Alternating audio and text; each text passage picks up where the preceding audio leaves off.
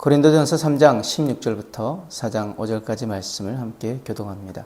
너는 너희가 하나님의 성전인 것과 하나님의 성령이 너희 안에 계시는 것을 알지 못하느냐? 누구든지 하나님의 성전을 더럽히면 하나님이 그 사람을 멸하시리라. 하나님의 성전은 거룩하니 너희도 그러하니라. 아무도 자신을 속이지 말라. 너희 중에 누구든지 이 세상에서 지혜 있는 줄로 생각하거든 어리석은 자가 되라. 그리하여야 지혜로운 자가 되리라. 이 세상 지혜는 하나님께 어리석은 것이니 기록된 바 하나님은 지혜 있는 자들로 하여금 자기 꾀에 빠지게 하시는 이라 하였고 또 주께서 지혜 있는 자들의 생각을 헛것으로 아신다 하셨느니라.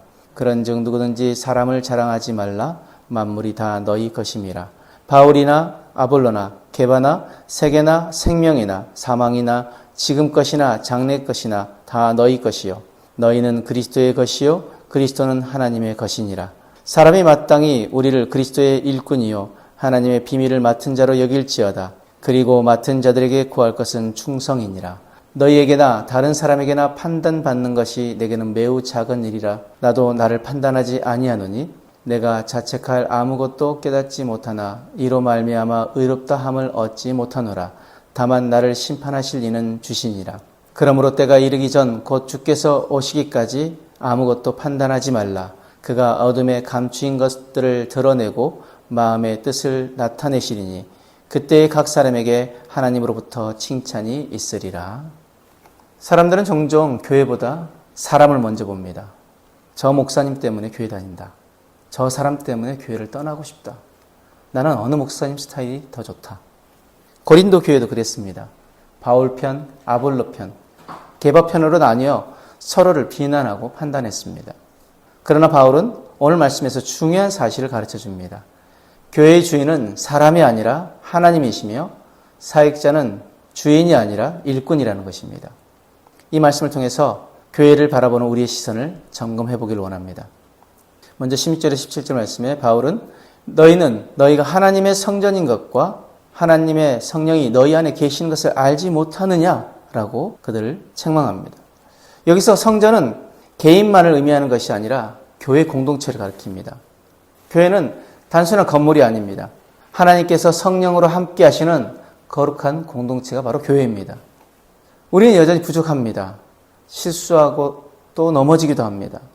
그러나 하나님은 우리를 성전으로 삼으셨습니다. 그러므로 성전된 성도를 또 교회를 함부로 상하게해서는 안 됩니다. 말 한마디로 상처를 주고 비난과 분열을 일으키고 사람을 세우기보다 무너뜨리는 것은 결국 하나님의 성전을 해치는 일이 됩니다. 교회는 내가 평가하는 대상이 아니라 하나님이 거하시는 거룩한 공동체임을 기억해야 합니다. 18절에서 20절 말씀에 세상은 똑똑한 사람을 좋아합니다. 손해보지 않는 법, 남보다 앞서는 법, 이익을 극대화하는 법을 가르칩니다. 그러나 바울은 진짜 지혜를 얻으려면 오히려 어리석은 자가 되라고 말합니다. 왜입니까? 십자가가 세상 눈에는 어리석어 보이기 때문입니다. 용서하는 것이 손해처럼 보입니다. 섬기는 것이 미련하게 보입니다. 정직하게 사는 것이 바보처럼 보입니다. 그러나 하나님은 바로 그 십자가를 통해 우리를 구원하셨습니다. 그리스도인은 세상의 계산보다 하나님의 뜻을 선택하는 사람들입니다. 사람들은 이해하지 못해도 손해보는 것 같아도 십자가의 길을 걷는 사람이 진짜 지혜로운 사람이라는 것을 기억하시길 바랍니다. 21절부터 4장 5절 말씀 보면은 고린도 교회는 지도자들을 비교하며 편을 갈랐습니다. 하지만 바울은 말합니다. 바울도 아볼로도 게바도 모두 너희를 섬기는 일꾼일 뿐이다. 교회의 주인은 오직 예수 그리스도이십니다. 목회자도 장로도 권사도 집사도 모두 주님의 일을 맡은 청지기입니다. 그래서 사람을 지나치게 높여서도 안 되고 함부로 판단해서도 안 됩니다. 우리는 한 사람의 모든 것을 알지 못합니다. 그 사람의 눈물도 그 사람의 기도의 제목도 하나님 앞에서의 씨름도 알지 못합니다. 사람에 대한 최종 평가는 하나님께 속한 것입니다. 물론 잘못은 바로잡아야 합니다. 그러나 내 기준과 취향으로 사람을 평가하고 정죄하는 일은 멈춰야 합니다. 판단하고 정죄하는 것은 오직 하나님만 하실 수 있는 것입니다. 내가 판단하고 정죄한다면 그것은 바로 내가 하나님 자리에 올라가는 것입니다.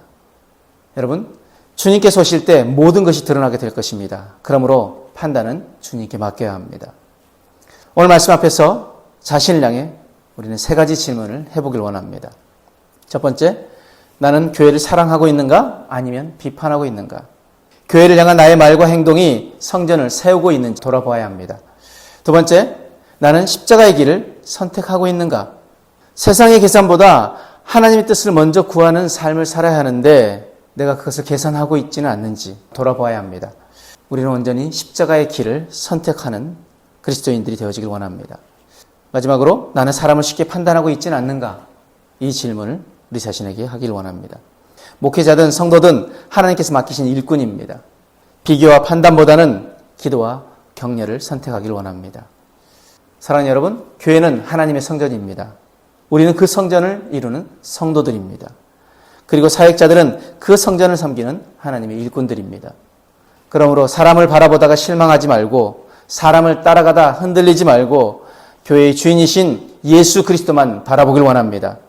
십자가를 붙들고 교회를 사랑하며 함부로 판단하지 않는 성숙한 성도가 되기를 원합니다. 우리는 주님께서 다시 오시는 그날에 잘하였다, 충성된 종아라는 칭찬 듣는 저와 여러분들이 되어지길 주님으로 축복합니다. 기도하겠습니다. 사랑의 하나님, 우리가 하나님의 성전된 교회를 더욱 사랑하게 하시고 분열과 판단의 말을 멈추게 하여 주옵소서. 세상의 지혜보다 십자가의 지혜를 붙들게 하시고 사람보다 주님을 바라보게 하여 주옵소서.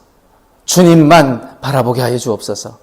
우리에게 맡겨진 자리에서 충성된 일꾼으로 살아가게 하시고 주님 다시 오신 그날에 칭찬받는 그런 성숙한 그리스도인들 되시도록 저희들을 붙들어 주옵소서. 감사하며 예수님 이름으로 기도드립니다. 아멘.